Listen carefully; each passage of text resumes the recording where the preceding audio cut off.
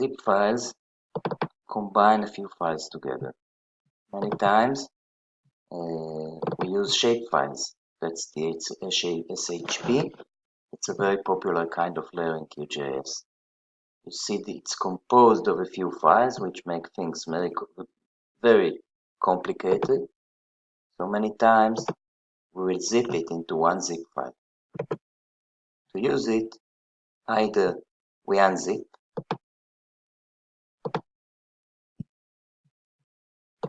and now it's just a simple file, or we have two more options.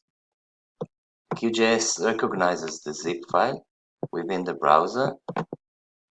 I can browse the zip file and just double click the shapefile and it's here. Or the usual way to add a shapefile is I go here. I'll have to browse for a minute. Okay. That's again the zip file. You can see the zipper. I add it. And it's working like a magic. We're done.